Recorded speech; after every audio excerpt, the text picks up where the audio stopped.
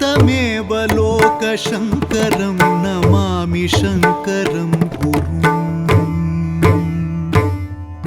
नमामि शङ्करं गुरुं नमामि शङ्करं गुरुं।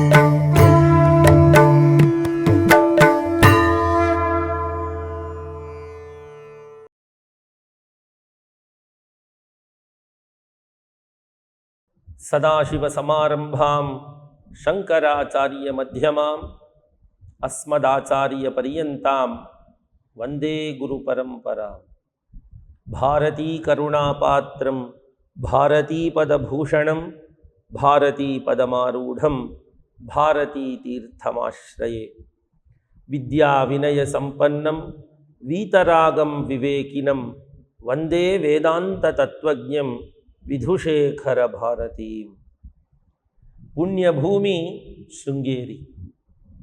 ಈ ಕಾರ್ಯಕ್ರಮದ ಇವತ್ತಿನ ಸಂಚಿಕೆಯನ್ನು ಪ್ರಾರಂಭ ಮಾಡುವ ಮುನ್ನ ಗುರುಗಳನ್ನು ಸ್ಮರಿಸಿ ಶಿರಸ್ಸನ್ನು ಬಾಗಿಸಿ ಪ್ರಣಾಮಗಳನ್ನು ಅರ್ಪಿಸುತ್ತಾ ಗುರುಬಂಧುಗಳೆಲ್ಲರನ್ನೂ ಸ್ವಾಗತಿಸುತ್ತಾ ಇವತ್ತಿನ ಈ ಒಂದು ಸಂಚಿಕೆಯಲ್ಲಿ ಭಾರತ ದೇಶದ ಹಿರಿಮೆ, ಪುಣ್ಯಕ್ಷೇತ್ರ ಮತ್ತು ತೀರ್ಥಕ್ಷೇತ್ರಗಳ ವಿವರಗಳು ವಿಶೇಷವಾಗಿ ತಿಳ್ಕೊಂಡು ತರುವಾಯ ನಾವು ಶೃಂಗೇರಿಯ ಬಗ್ಗೆ, ಶೃಂಗೇರಿ ಪುಣ್ಯಭೂಮಿ ಅಂತ ಏತಕ್ಕಾಗಿ ಇದೆ ಅನ್ನುವಂತಹದ್ದನ್ನು ಇವತ್ತು ತಿಳ್ಕೊಳ್ಳೋಣ. ಪ್ರಿಯ ಬಂಧುಗಳೇ, ಧರ್ಮದ ರಕ್ಷಣೆಯನ್ನು ಮಾಡ್ತಾ, ಧರ್ಮದ ಹಿರಿಮೆ ಗರಿಮೆಗಳನ್ನು ಹೇಳ್ತಾ, ವೇದಗಳ ಮಹತ್ವ, ಶಾಸ್ತ್ರಗಳ ಮಹತ್ವವನ್ನು ಹೊಂದಿರುವಂತಹ ಏಕೈಕ ಭೂಮಿಯ ಒಂದು ಪ್ರದೇಶ ಅಂದರೆ ಅದು ಭಾರತ. ಭಾರತದಲ್ಲಿ ಋಷಿ ಪರಂಪರೆ ಇಲ್ಲಿ ಅವತರಿಸಿ ಮಂತ್ರಗಳನ್ನು ನೋಡಿ ಮಂತ್ರದ್ರಷ್ಟಾರರು ಅನ್ನುವಂತಹ ಒಂದು ಅಭಿಧಾನವನ್ನು ಹೊಂದಿ ವೇದಗಳು ಹೇಳುವ ರೀತಿಯಲ್ಲಿ ಬಾಳ್ವೆಯನ್ನು ಮಾಡ್ತಾ, ಆ ಮಾರ್ಗವು ನಮಗೆ ಶ್ರೇಯೋ ಮಾರ್ಗ, ಬೇರೆದೆಲ್ಲವೂ ನಮಗೆ ಕೇವಲ ಭ್ರಮೆಯನ್ನು ಉತ್ಪತ್ತಿ ಮಾಡುವ ಮಾರ್ಗ ಅಂತ ಹೇಳ್ತಾ, ಆಧ್ಯಾತ್ಮಿಕವಾದ ಬುನಾದಿಯನ್ನು ಇಲ್ಲಿ ನಮಗೆ ತೋರಿಸ್ತಾ, ನಮಗೆ ಅನುಗ್ರಹಿಸ್ತಾ, ಜಗತ್ತಿಗೆ ದೀಪವಾಗಿ ಇರುವಂತಹ ದೇಶ ಭಾರತ ದೇಶ. ಇದಕ್ಕೆ ನಾವು ಸ್ವಲ್ಪ ಮಟ್ಟಿಗೆ ತಿಳ್ಕೊಳ್ಬೇಕು ಅಂದರೆ ಮಹಾಭಾರತ ಒಂದು ಉದಾಹರಣೆ ತಗೊಳ್ಳೋಣ. ವೇದವ್ಯಾಸರು ಏನು ಮಾಡಿದರು ಅಂದರೆ,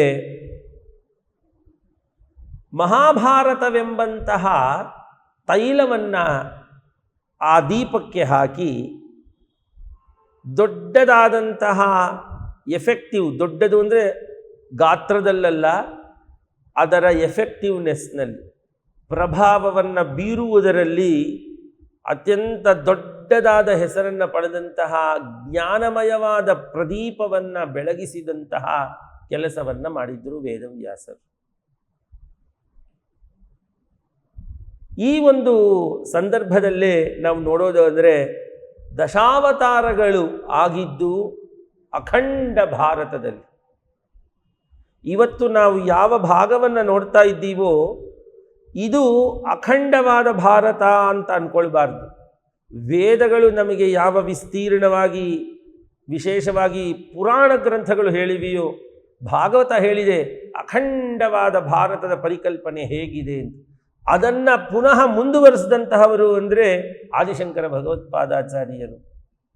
ಎಂತಹ ಒಂದು ಜ್ಞಾನ, ಆ ಅಖಂಡ ಭಾರತದ ಪರಿಕಲ್ಪನೆ, ಇವೆಲ್ಲವನ್ನು ನೋಡಿ ನಮ್ಮ ಸಂತ ಗುಂಪಿನಲ್ಲೇ, ಸಂತರ ಒಂದು ಗುಂಪಿನಲ್ಲೇ ಅತ್ಯಂತ ದೊಡ್ಡದಾದ ಸ್ಥಾನ ಹೊಂದಿದಂತಹವರು ಆದಿಶಂಕರ ಭಗವತ್ಪಾದರು. ಯಾಕೆ ಅಂದರೆ ಅವರಿಗೆ ಅಖಂಡ ಭಾರತದ ಒಂದು ಪರಿಕಲ್ಪನೆ ಇತ್ತು. ನಾವು ದಶಾವತಾರಗಳನ್ನು ನೋಡಿದರೆ ಮತ್ಸ್ಯ ಕೂರ್ಮೋ ವರಾಹಶ್ಚ ನಾರಸಿಂಹೋಥ ವಾಮನಃ ರಾಮೋ ರಾಮಶ್ಚ ಕೃಷ್ಣ ಕಲ್ಕಿ ತಥೈವಚ. ಈ 10 ಅವತಾರಗಳು ಆಗಿದ್ದು ಎಲ್ಲಿ? ಭರತ ಭೂಮಿಯಲ್ಲಿ. ತುಂಬ ಜನ ಹೇಳೋದುಂಟು, ಬೇರೆ ಕಡೆಗಳೆಲ್ಲ ಆಗದೆ ಇಲ್ಲೇ ಆಯಿತು ಅಂದರೆ ಜಾಸ್ತಿ ಅಧರ್ಮ ಇಲ್ಲೇ ಇತ್ತು ಅದಕ್ಕಾಗಿಯೇ ಆಯಿತು ಅಂತ. ಅದಕ್ಕೆ ಉತ್ತರ ಹಾಗಲ್ಲ. ಇಲ್ಲಿ ನಾವೆಲ್ಲರೂ ಒಂದು ತಪಸ್ಸನ್ನು ಮಾಡುವುದರಲ್ಲೇ, ಬೆಳಕನ್ನು ಕಂಡುಕೊಳ್ಳೋದರಲ್ಲೇ ರತರಾಗಿರುವ ದೇಶ ನಮ್ಮದು. ಹಾಗೆಯೇ ಮುಖ್ಯವಾಗಿ ಇದನ್ನು ಮೊದಲು ಉದ್ಧರಿಸ್ಬಿಡೋಣ. ಯಾಕೆ ಅಂದರೆ ಇಲ್ಲಿ ನಾವು ಬೆಳಕನ್ನು ಹತ್ತಿಸ್ಬಿಟ್ರೆ ಎಲ್ಲ ಕಡೆಗೆ ಈ ಒಂದು ಬೆಳಕೇ ಹೋಗಿ ಸೇರುತ್ತೆ ಅನ್ನುವಂಥದ್ದು ಭಗವಂತನ ತೀರ್ಮಾನ. ಹಾಗಾಗಿಯೇ ಭಾರತವನ್ನು ಇಡೀ ಜಗತ್ತಿಗೆ ಒಂದು ದೀಪವಾಗಿ ವಿಶ್ವಗುರು ಅಂತ ಇಟ್ಟ. ವಿಶ್ವದ ಕತ್ತಲೆಯನ್ನು ಹೋಗಲಾಡಿಸುವಂತಹ ದೇಶ ನಮ್ಮ ಭಾರತ. ಎಷ್ಟು ಜನ ಮುನಿಗಳು, ಎಷ್ಟು ತೀರ್ಥಕ್ಷೇತ್ರಗಳು, ಎಷ್ಟೆಷ್ಟು ತಪೋಭೂಮಿಗಳು. ಪ್ರತಿ ಒಂದು ಯಾವುದನ್ನು ನಾವು ರಕ್ಷಣೆ ಮಾಡಬೇಕು ಅಂತ ಹೊರಟುವೋ ಋಷಿಗಳು ಅದನ್ನು ದೇವರು ಅಂತ ಪೂಜಿಸಿದರು. ನೋಡು, ನದಿಯನ್ನು ರಕ್ಷಣೆ ಮಾಡಬೇಕು ಅಂತ ಹೇಳಿದ್ದಿದ್ರೆ ಬಹುಶಃ ನಾವು ನಾನು ಮಾಡಲ್ಲ, ನಾನು ನಾಸ್ತಿಕ ಅಂತೆಲ್ಲ ಏನೇನೋ ಮಾತಾಡ್ತಾ ಇದ್ವೋ ಏನೋ. ಇದು ದೇವರು ಅಂತ ಕೊಟ್ಟರು. ದೇವರಪ್ಪ, ನಾನು ಇಲ್ಲೇನು ಮಾಡಬಾರ್ದು, ನಾನು ಸರಿಯಾಗಿ ನಡ್ಕೊಳ್ಬೇಕು, ಅದರ ರಕ್ಷಣೆ. ಹೀಗೆ ನಾವು ಇಡೀ ಭಾರತವನ್ನು ನಾವು ನೋಡ್ಕೊಂಡು ಬಂದರೆ ಅಲ್ಲಿ ತುದಿಯಲ್ಲಿ ಇರ್ತಕ್ಕಂತಹ ಯಾವ ಪ್ರದೇಶ ಇದೆಯೋ ಕಾಶ್ಮೀರ, ಅಲ್ಲಿಂದ ಹಿಡಿದು ಕನ್ಯಾಕುಮಾರಿಯವರೆಗೂ ಅಷ್ಟೂ ಕ್ಷೇತ್ರಗಳು ಪುಣ್ಯಭೂಮಿ. ವಿಶೇಷವಾಗಿ ಕಾಶ್ಮೀರ ಅಂದರೆ ಟೀಟ್ವಾಲ್ ನಮಗೆ ಜ್ಞಾಪಕಕ್ಕೆ ಬರುತ್ತಲ್ವ. ಇತ್ತೀಚೆಗೆ ತಾನೇ ನಮ್ಮ ಸನ್ನಿಧಾನಗಳವರು ಅಲ್ಲಿಗೆ ಮಹಾಸನ್ನಿಧಾನಗಳವರ ಆಶೀರ್ವಾದವನ್ನು ಹೊತ್ತಿ ಅಲ್ಲಿಗೆ ಹೋಗಿ ಇನ್ನೇನು ನಮ್ಮ ಬಾರ್ಡರ್ ಯಾವುದಿದೆಯೋ, ಲೈನ್ ಆಫ್ ಕಂಟ್ರೋಲ್ ಎಲ್ಲಿ ಇದೆಯೋ ಅದರ ಅತ್ಯಂತ ಕೂಗಳತೆಯ ದೂರದಲ್ಲಿ ಶಾರದಾಮ್ಮನವರನ್ನು ಪ್ರತಿಷ್ಠೆ ಮಾಡಿದರು. ಇನ್ನೂ ದಿನಗಳು ಕಡಿಮೆನೇ ಇದೆ, ದೂರ ಇಲ್ಲ. ಎಲ್ಲಿ ನಾವು ಅಮ್ಮನವರನ್ನು ಸಾಕ್ಷಾತ್ತಾಗಿ ಆದಿಶಂಕರರು ದರ್ಶನ ಮಾಡಿದರೋ ಆ ಜಾಗದಲ್ಲಿ ನೋಡುವಂತಹ ಸಂದರ್ಭ. ಬಂಧುಗಳೇ, ಅಲ್ಲಿಂದ ಹಿಡಿದು ಕಾಶ್ಮೀರದಿಂದ ಕನ್ಯಾಕುಮಾರಿಯವರೆಗೂ ಅನೇಕ ಪುಣ್ಯಭೂಮಿಗಳು. ಎಲ್ಲಿ ನದಿಗಳು ಎಲ್ಲ ಹರಿಯುತ್ತೋ ಅಲ್ಲೆಲ್ಲವೂ ಕೂಡ ನಮಗೆ ತೀರ್ಥಕ್ಷೇತ್ರಗಳು ಇರುವಂತಹದ್ದು. ಇದರಲ್ಲಿ ನಾವು ಇದರ ಕಲ್ಪನೆ ನಾವು ಪ್ರತಿನಿತ್ಯ ಮಾಡಿಕೊಳ್ಬೇಕು ಅನ್ನುವುದಕ್ಕಾಗಿಯೋ ಏನೋ ನಾವು ಜಲವನ್ನು ಅಭಿಮಂತ್ರಣೆ ಮಾಡ್ತಾ ಈ ಜಲದಲ್ಲಿ ನಾವೆಲ್ಲ ದೇವತೆಗಳನ್ನು, ವಿಶೇಷವಾಗಿ ಗಂಗಾದಿ ನದಿಗಳನ್ನು ಆವಾಹನೆ ಮಾಡಿ ಅದರ ಸ್ಮರಣೆಯನ್ನು ಮಾಡ್ಕೊಳ್ತೀವಿ. ಇಮಮ್ಮೆ ಗಂಗೆ ಎನ್ನುವಂತಹ ಒಂದು ಮಂತ್ರವನ್ನು ಹೇಳ್ತೀವಲ್ಲ, ಅದರಲ್ಲಿ ಅನೇಕ ನದಿಗಳು ಮತ್ತು ಅದರ ಟ್ರಿಬ್ಯೂಟರೀಸ್, ಉಪನದಿಗಳ ವರ್ಣನೆಯನ್ನು ನಾವು ಮಾಡ್ತೀವಿ. ಅದೆಲ್ಲವೂ ಕೇವಲ ನಮ್ಮ ಮಂತ್ರೋಚ್ಚಾರದಿಂದ ಅಲ್ಲಿ ಸಾನ್ನಿಧ್ಯವನ್ನು ಪಡೆಯುತ್ತೆ. ಇನ್ನೂ ಒಂದು ಹೇಳಬೇಕು ಅಂದರೆ, ನದಿಗಳಲ್ಲಿ ಜೀವಸತ್ವವನ್ನು ಧಾರಣೆ ಮಾಡುವಂತಹ ಶಕ್ತಿಯೂ ಇರುತ್ತೆ. ಹಾಗಾಗಿಯೇ ಶಾಪಾನುಗ್ರಹವನ್ನು ಮಾಡುವ ಸಂದರ್ಭದಲ್ಲಿ ನೀರನ್ನು ಬಳಸುವಂತಹದ್ದು. ಯಾರಿಗಾದರೂ ಶಾಪ ಕೊಡಬೇಕಾದರೆ ಅಥವಾ ಯಾರಿಗಾದರೂ ನಮಗೆ ಅನುಗ್ರಹ, ಶಾಪ ವಿಮೋಚನೆ ಮಾಡಬೇಕಾದ್ರೆ ಬಳಸಬೇಕಾಗಿರುವಂತಹದ್ದನ್ನು ಏನು ಅಂತ ನಾವು ನೋಡಿದ್ದೀವಿ? ನೀರು ಅಂತ ನೋಡಿದ್ದೀವಿ. ಇಂತಹ ಒಂದು ಅನೇಕ ಪುಣ್ಯಕ್ಷೇತ್ರಗಳಲ್ಲಿ ಶೃಂಗೇರಿ ಅನ್ನುವಂತಹ ಒಂದು ಅದ್ಭುತವಾದ ಪುಣ್ಯಕ್ಷೇತ್ರ. ಇದನ್ನು ಏನಂತ ಕರೀತಾ ಇದ್ರು ಹಿಂದೆ? ಇದಕ್ಕೇನಾದರೂ ಒಂದು ದಾಖಲೆ ಇದೆಯಾ ಅಂದರೆ ನಾವು ತುಂಬ ಹಿಂದಿನ ಒಂದು ಅವತಾರಕ್ಕೆ ಹೋಗಬೇಕು. ಅದು ಯಾವ ಅವತಾರ? ವರಾಹಸ್ವಾಮಿಯ ಅವತಾರ. ಹಿರಣ್ಯಾಕ್ಷ, ಹಿರಣ್ಯಕಶಿಪು ಅನ್ನುವಂತಹ ಇಬ್ಬರು ಸಹೋದರರು, ಅವರ ಚರಿತ್ರೆ ನಿಮಗೆ ತಿಳಿದೇ ಇದೆ. ಹಿರಣ್ಯಕಶಿಪು ಅನ್ನುವಂತಹ ಅಸುರನನ್ನು ಸಂಹಾರ ಮಾಡಿದಂತಹದ್ದು ಸಂಪೂರ್ಣಾವತಾರಿಯಾದಂತಹ ನರಸಿಂಹ. ಹಾಗೆಯೇ ಹಿರಣ್ಯಾಕ್ಷ ಅನ್ನುವಂತಹವನು ಭೂಮಿಯನ್ನು ಸುತ್ತಿ ನೀರಲ್ಲಿ ಮುಳುಗಿಸ್ಬಿಟ್ನಂತೆ. ಆಗ ಭೂದೇವಿಯ ಪ್ರಾರ್ಥನೆಯನ್ನು ಮನ್ನಿಸಿದ ಪರಮಾತ್ಮ ಭೂದೇವಿಯೇ ಪ್ರಾರ್ಥನೆ ಏತಕ್ಕಾಗಿ ಮಾಡಿದಳು ಅಂದರೆ ನಮ್ಮೆಲ್ಲರಿಗೋಸ್ಕರ. ದೇವತೆಗಳೆಲ್ಲರೂ ಪ್ರಾರ್ಥನೆ ಮಾಡಿದರು, ಭೂಮಿಗೆ ಈ ರೀತಿಯಾದಂತಹ ಒಂದು ದುರವಸ್ಥೆ ಇದೆ ಅಂತ. ಆಗ ವರಾಹಸ್ವಾಮಿಯು ಅವತರಿಸಿದ. ಮಹಾವಿಷ್ಣುವಿನ ಮತ್ಸ್ಯ ಕೂರ್ಮೋ ವರಾಹಶ್ಚ, ಮೂರನೇ ಅವತಾರ. ಭಾಗವತದಲ್ಲಿ ಇದು 3ನೇ ಸ್ಕಂಧದಲ್ಲಿ ಬರ್ತಕ್ಕಂತಹ ಒಂದು ಚರಿತ್ರೆ. ತುಂಬ ಅದ್ಭುತವಾಗಿ ಅದರಲ್ಲಿ ವರ್ಣನೆ ಮಾಡಿದ್ದಾರೆ. ಹಿರಣ್ಯಾಕ್ಷನನ್ನು ಸಂಹಾರ ಮಾಡಿ, ಆ ಹಿರಣ್ಯಾಕ್ಷನನ್ನು ಸಂಹಾರ ಮಾಡಿದ ಮೇಲೆ ಭೂಮಿಯನ್ನು ಉದ್ಧರಿಸಿದಂತಹ ಒಂದು ಹೆಗ್ಗಳಿಕೆ ವರಾಹಸ್ವಾಮಿಗೆ ಹೋಗುತ್ತೆ. ಈಗ ನಾವು ಅನೇಕ ಪುಣ್ಯಕ್ಷೇತ್ರಗಳಿವೆ, ಶೃಂಗೇರಿ ಕೂಡ ಒಂದು ಅಂತ ಹೇಳಿದ್ವಲ್ಲ. ಶೃಂಗೇರಿ ಸಹ್ಯಾದ್ರಿ ಅನ್ನುವಂತಹ ಪರ್ವತ ಶ್ರೇಣಿಯಲ್ಲಿ ಬರುತ್ತೆ. ಸಹ್ಯಾದ್ರಿ ಪರ್ವತ ಶ್ರೇಣಿ, ಅದನ್ನು ಇಂಗ್ಲಿಷ್ನಲ್ಲಿ ಹೇಳಬೇಕಾದ್ರೆ ವೆಸ್ಟರ್ನ್ ಘಾಟ್ಸ್ ಅಂತ ಕರೀತಾರೆ. ಇದರಲ್ಲಿ ಒಂದು ಭಾಗವೇ ವೇದಾದ್ರಿ ಅಥವಾ ವರಾಹಾದ್ರಿ, ವರಾಹ ಪರ್ವತ ಅನ್ನುವಂತಹ ಒಂದು ಪ್ರದೇಶ. ಏನು ಈ ಪ್ರದೇಶ ಅಂದರೆ, ದೊಡ್ಡ ಕಾಳಗ ಆಗತ್ತೆ. ಆದಿವರಾಹನಾಗಿ ಪರಮಾತ್ಮ ಸೂಕರ ರೂಪ ಅಂದರೆ ಹಂದಿಯ ರೂಪದಲ್ಲಿ ಬಂದು ಅಲ್ಲಿ ಭೂಮಿಯನ್ನು ರಕ್ಷಣೆ ಮಾಡುವ ಸಲುವಾಗಿ ಹಿರಣ್ಯಾಕ್ಷನ ಜೊತೆ ಸೆಣಸಾಟವನ್ನು ಮಾಡಿ ಅವನನ್ನು ಸಂಹಾರ ಮಾಡಿದ ತರುವಾಯ ತನ್ನ 2 ಕೋರೆ ಹಲ್ಲುಗಳಿಂದ ಆ ಭೂಮಿಯನ್ನು ಉದ್ಧರಿಸಿ ಮೇಲೆತ್ತಿ, ಹಾಗೆ ತನ್ನ ದಣಿವೆ ಅಂದರೆ ಸುಸ್ತನ್ನು, ದಣಿವು ಆತನಿಗೆ ತುಂಬ ಸುಸ್ತಾಗಿತ್ತಲ್ವ, ಅದನ್ನು ತೀರಿಸ್ಕೊಳ್ಳೋದಕ್ಕೆ ಒಂದು ಪರ್ವತದ ಮೇಲೆ ಹೋಗಿ ಕೂತ್ಕೊಂಡಂತೆ. ಆ ಪರ್ವತವೇ ವೇದಭೂಮಿ, ವೇದಾದ್ರಿ ಅಥವಾ ವರಾಹಾದ್ರಿ, ವರಾಹ ಪರ್ವತ. ಕೂತಂತಹ ಸಂದರ್ಭದಲ್ಲಿ ನಾವು ತುಂಬ ಕೆಲಸ ಮಾಡಿದ್ರ ಮೇಲೆ ಬೆವರ್ತೀವಲ್ವ, ಹಾಗೆ ಬೆವರು ಬಂತಂತೆ ವರಾಹಸ್ವಾಮಿಗೆ. ಆ ವರಾಹಸ್ವಾಮಿಗೆ ಬಂದಂತಹ ಬೆವರು, ಇಡೀ ಶರೀರದಿಂದ ಬೆವರು ಬಂತು. ಹಾಗೆ ಆತ ತನ್ನ ಆ 2 ದಂಷ್ಟ್ರಗಳಿಂದ ಭೂಮಿಯನ್ನು ಉದ್ಧರಿಸಿದ್ದ. ಅಲ್ಲಿಂದ 2 ಕೋರೆ ಹಲ್ಲುಗಳ ಮಧ್ಯದಿಂದಲೂ ಏನಾಯಿತು, ಅಲ್ಲಿ ತನ್ನ ಸ್ವೇದವು ಅಂದರೆ ಆ ಒಂದು ಬೆವರು ಹಾಗೆ ತೊಟ್ಕೋದಕ್ಕೆ ಶುರುವಾಯಿತು. ಒಂದು ಪ್ರವಾಹದ ರೀತಿಯಲ್ಲೇ ಅದು ಉತ್ಪತ್ತಿ ಆಯಿತು. ಆಮೇಲೆ ಅದು ಅಲ್ಲಿಂದ ಉತ್ಪತ್ತಿಯಾಗಿದ್ದೇ ತುಂಗಭದ್ರಾ ನದಿ. ತುಂಗಾ ನದಿ ಮತ್ತು ಭದ್ರಾ ನದಿ ಇದೆರಡೂ ಒಂದಾ ಬೇರೆ ಬೇರೆನಾ ಮುಂದಿನ ಸಂಚಿಕೆಯಲ್ಲಿ ಹೇಳ್ತೀನಿ. ಆದರೆ ತುಂಗಭದ್ರಾ ನದಿ ಅಂತ ಆಯಿತು. ಹಾಗಾಗಿಯೇ ಇಲ್ಲಿ ಭಾಗವತದಲ್ಲಿ ವಿಶೇಷವಾಗಿದೆ. ಅದನ್ನು ಪೂರ್ತಿಯಾಗಿ ಹೇಳಬೇಕು ಅನ್ನುವಂತಹ ಆಸೆ ಇದ್ದರೂ ಕೂಡ ನನಗೆ ಅಲ್ಪವಾದ ಕಾಲ ಈ ಒಂದು ಸಂಚಿಕೆಯಲ್ಲಿ ಇರೋದರಿಂದ ನಾರಾಯಣೀಯಂನಲ್ಲಿ ಏನು ಬರುತ್ತೆ ಅಂದರೆ, ಇದೇ ಆದಿವರಾಹನನ್ನು ಭೂಮಿಯನ್ನು ಉದ್ಧರಿಸಿದ ಬಳಿಕ ಋಷಿಮುನಿಗಳು ಪ್ರಾರ್ಥನೆ ಮಾಡಿ ಅವರು ನೋಡಿದಂತಹ ನೋಟದಲ್ಲಿ ಅವನು ಯಜ್ಞದ ರೂಪದಲ್ಲಿ ಕಾಣಿಸ್ಕೊಂಡಂತೆ, ಯಜ್ಞವರಾಹ ಅಂತ ಕರೆದರು. ಇದನ್ನೇ ನಾರಾಯಣೀಯಂನಲ್ಲಿ ಅದ್ಭುತವಾಗಿ ಭಾಗವತದ ಅಂಶವನ್ನೇ ತೆಗೆದು ಹೇಳಿದ್ದಾರೆ.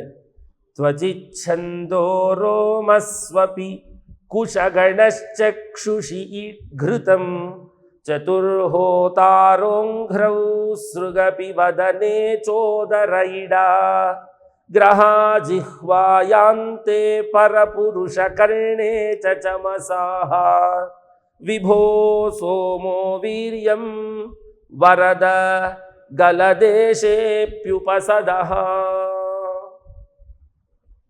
ಹೇ ಯಜ್ಞವರಾಹ ಸ್ವಾಮಿಯೇ, ನಿನ್ನ ಇಡೀ ಶರೀರವನ್ನು ನೋಡಿದರೆ ವೇದಗಳು ಹೇಳಿದಂಥ ಮಾತು ಸರಿ. ನೀನು ಯಜ್ಞೋ ವೈ ವಿಷ್ಣು ಅಂತ ಅನೇಕ ಕಡೆಗಳಲ್ಲಿ ಅನೇಕ ಬಾರಿ ವೇದಗಳು ಕೊಂಡಾಡಿವೆ. ನೀನಿವತ್ತು ಆ ರೂಪದಲ್ಲಿ ನಮಗೆ ಕಾಣಿಸ್ಕೊಳ್ತಾ ಇದ್ದೀಯಪ್ಪ ಅಂತ ಋಷಿಗಳು ಪ್ರಾರ್ಥನೆ ಮಾಡಿದರು. ತ್ವಚಿಚ್ಛಂದ, ನಿನ್ನ ತ್ವಕ್ಕಿನಲ್ಲಿ ವೇದಗಳು ಕಾಣ್ತಾ ಇವೆ. ರೋಮಸು, ರೋಮದಲ್ಲಿ ಏನು ಕಾಣಿಸ್ತಾ ಇದೆ? ಕುಶಗಣ, ದರ್ಭೆಗಳು ಕಾಣಿಸ್ತಾ ಇದೆ. ಚಕ್ಷುಷಿ ಘೃತಂ, ಕಣ್ಣಲ್ಲಿ ಅತ್ಯಂತವಾಗಿ ಬೇಕೇ ಬೇಕಾದಂತಹ ಯಜ್ಞದಲ್ಲಿ ದ್ರವ್ಯ ಯಾವುದು? ತುಪ್ಪ, ಅದು ಕಾಣಿಸ್ತಾ ಇದೆ. ಅಂಘ್ರವು, ನಿನ್ನ 4 ಕಾಲುಗಳಲ್ಲಿ ಚತುರ್ಹೋತಾರಃ, 4 ಜನ ಯಜ್ಞಕ್ಕೆ ಬೇಕಾಗಿರುವಂತಹ 4 ಮಂದಿ. ಚತುರ್ಹೋತಾರೋಂಘ್ರವು, ಯಾರವರು? ಅಧ್ವರಿಯು, ಬ್ರಹ್ಮ, ಹೋತೃ, ಉದ್ಗಾತೃ ಅನ್ನುವಂತಹ ಉದ್ಗಾತೃ, ಹೋತೃ, ಅಧ್ವರಿಯು, ಬ್ರಹ್ಮ, 4 ಮಂದಿ 4 ಕಾಲುಗಳಲ್ಲಿ ಕಾಣಿಸ್ತಾ ಇದ್ದಾರಪ್ಪ. ವದನೆ ಸೃಕ್, ನಿನ್ನ ಬಾಯಲ್ಲಿ ಆ ಸೃಕ್, ಸೃವ ಅಂತ ಕರೀತಾರಲ್ಲ, ಆ ಸೃಕ್ ಅದು ಕಾಣಿಸ್ತಾ ಇದೆ. ಮತ್ತು ಉದರೇ ಇಡ, ಉದರದಲ್ಲಿ ಪುರೋಡಾಶ ಕಾಣಿಸ್ತಾ ಇದೆಯಪ್ಪ. ಯಜ್ಞದಲ್ಲಿ ಹವಿಸ್ಸನ್ನ ಕೊಟ್ಟು ಉಳಿದಂಥ ಪುರೋಡಾಶ. ಜಿಹ್ವಾಯಾಮ್, ನಾಲಿಗೆಯಲ್ಲಿ ನಮಗೆ ನಾಲಿಗೆ ಕಾಣಿಸ್ತಾ ಇಲ್ಲ, ಅದರ ಬದಲು ಏನು? ಗ್ರಹ ಅನ್ನುವಂತಹ ಸೋಮರಸವನ್ನ ತೆಗೆಯುವ ಪಾತ್ರೆ ಕಾಣಿಸ್ತಾ ಇದೆ. ಕರ್ಣೇಚ ಚಮಸಾಹ, ಸೋಮರಸವನ್ನ ಕುಡಿಯುವ ಪಾತ್ರೆಯಾದ ಚಮಸ ನಮಗದರಲ್ಲಿ ಕಾಣಿಸ್ತಾ ಇದೆ. ತೇ ವೀರ್ಯಂ ಸೋಮಂ, ನಿನ್ನ ವೀರ್ಯದಲ್ಲಿ ಸೋಮರಸ ಕಾಣಿಸ್ತಾ ಇದೆ. ತೇ ಗಲದೇಶೆ, ನಿನ್ನ ಕಂಠದಲ್ಲಿ ಏನು ಕಾಣಿಸ್ತಾ ಇದೆ? ನಿನ್ನ ಕಂಠದಲ್ಲಿ ಉಪಸದ ಎಂಬ 3 ಕ್ರತುಗಳು ಕಾಣಿಸ್ತಾ ಇದೆಯಪ್ಪ ಅಂತ ಯಜ್ಞವರಾಹನನ್ನ ಕೊಂಡಾಡ್ತಾರೆ. ಅಂತಹ ಯಜ್ಞವರಾಹನ ದಂಷ್ಟ್ರಾಗಳಿಂದ 2 ಕಡೆಗಳಿಂದ ತನ್ನ ಸ್ವೇದ, ಅಂದರೆ ನೋಡಿ ಉದಾಹರಣೆಗೆ ಹೇಳ್ತೀನಿ, ಗಂಗಾ ನದಿ ಅದೇ ಮಹಾವಿಷ್ಣುವಿನ ಪಾದದಿಂದ ಉತ್ಪತ್ತಿಯಾದಂತಹ ನದಿ. ಆ ನದಿಯಲ್ಲಿ ಸ್ನಾನ ಮಾಡಿದರೆ ಪಾಪಗಳು ಹೋಗತ್ತೆ. ಇನ್ನು ಇಡೀ ಶರೀರದಿಂದ ಉತ್ಪತ್ತಿಯಾದ ಸ್ವೇದ ಅಂದರೆ ಬೆವರು ಭಗವಂತನ 2 ದಂಷ್ಟ್ರಾಗಳಿಂದ ಹೊರಗೆ ಬಂತು ಅಂದರೆ ಇನ್ನು ಅದೆಷ್ಟು ಪವಿತ್ರವಾಗಿರಬೇಕು ನೋಡಿ. ಅದೇ ತುಂಗಭದ್ರಾ ನದಿ. ಆ ತುಂಗಭದ್ರಾ ಮಹಾತ್ಮ್ಯವನ್ನ ಮುಂದಿನ ಸಂಚಿಕೆಯಲ್ಲಿ ನಾನು ಹೇಳ್ತೀನಿ. ಆ ಯಜ್ಞವರಾಹನನ್ನ ಪ್ರಾರ್ಥಿಸಿ, ಅಲ್ಲಿ ಬ್ರಹ್ಮ ಮತ್ತು ಕರ್ಮ ಅಂತ 2 ವಸ್ತುಗಳ ನಮಗೆ ಅತ್ಯಂತ ಬ್ರಹ್ಮಕರ್ಮ ಸಮುಚ್ಚಯ ಅಂತೆಲ್ಲ ನಾವು ಗ್ರಂಥಗಳನ್ನು ನೋಡ್ತೀವಿ. ಯಜ್ಞದಲ್ಲಿ ನಾವು ಕರ್ಮವನ್ನು ನೋಡಿದರೆ ಇದೇ ವರಾಹಸ್ವಾಮಿ ಕರ್ಮದ ಸ್ವರೂಪಿ, ನರಸಿಂಹಸ್ವಾಮಿ ಬ್ರಹ್ಮಸ್ವರೂಪಿ.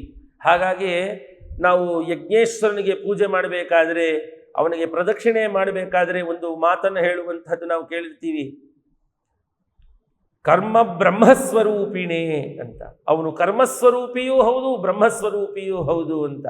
ಹಾಗಾಗಿಯೇ ಇಲ್ಲಿ ವರಾಹಸ್ವಾಮಿ ಯಜ್ಞವರಾಹ ರೂಪಿಯಾಗಿ ನಮಗೆ ದರ್ಶನವನ್ನು ಇವತ್ತು ಕೊಟ್ಟಿದ್ದಾನೆ. ನಾವು ಅದನ್ನು ಹಾಗೇ ಮನಸ್ಸಿನಲ್ಲಿ ದೃಶ್ಯಾತ್ಮಕವಾಗಿ ಭಾವನೆ ಮಾಡಿಕೊಳ್ಳುವಂತಹ ರೀತಿಯಲ್ಲಿ ಆ ಭಾಗವತಾದಿ ಗ್ರಂಥಗಳು ಹೇಳಿತು. ಅಂತಹ ಹಿರಣ್ಯಾಕ್ಷನನ್ನು ಸಂಹಾರ ಮಾಡಿ ತರುವಾಯ ವೇದಗಳನ್ನು ಉಳಿಸಿ ಬೆಳೆಸುವಂತಹ ಭೂಮಂಡಲವನ್ನು ಪುನಃ ತನ್ನ ಜಾಗಕ್ಕೆ ಎತ್ತಿ ಕೂಡಿಸಿ ವಿಶ್ರಾಂತಿಯನ್ನು ಪಡೆದು ತನ್ನ 2 ದಂಷ್ಟ್ರಾಗಳಿಂದ ಆ ದಣಿಕೆಯ ರೂಪವಾಗಿ ಹೊರಗೆ ಬಂತಲ್ಲ ಸ್ವೇದ, ಅದು ನದಿಯಾಗಿ ಹೊರಗೆ ಬಂದಿದ್ದೆ ತುಂಗಭದ್ರಾ ನದಿ. ಅದು ಹುಟ್ಟಿದ್ದು ಸಹ್ಯಾದ್ರಿಯ ವೇದಾದ್ರಿಯ ಒಂದು ಭಾಗದಲ್ಲಿ ಅಂತ ಹೇಳಿ, ಅದೇ ನಮಗೆ ಇವತ್ತು ಶೃಂಗೇರಿ ಕ್ಷೇತ್ರದಲ್ಲಿ ನೋಡಲು ಸಿಕ್ಕುವಂತಹ ಒಂದು ನದಿ. ಆ ತುಂಗಭದ್ರಾ ಮಹಾತ್ಮ್ಯದ ವಿಷಯವನ್ನು ಮುಂದಿನ ಸಂಚಿಕೆಯಲ್ಲಿ ನಾವು ನೋಡೋಣ ಅಂತ ಹೇಳ್ತಾ ಇವತ್ತಿನ ಈ ಸಂಚಿಕೆಯನ್ನು ಇಲ್ಲಿಗೆ ಮುಗಿಸ್ತಾ ಇದ್ದೀನಿ. ಇದನ್ನು ಗುರುಗಳ ಪಾದಾರವಿಂದಗಳಲ್ಲಿ ಸಮರ್ಪಣೆ ಮಾಡೋಣ. ಶ್ರೀ ಸದ್ಗುರು ಚರಣಾರವಿಂದಾರ್ಪಣಮಸ್ತು. ನಮಾಮಿ ಶಂಕರಂ ಗುರುಂ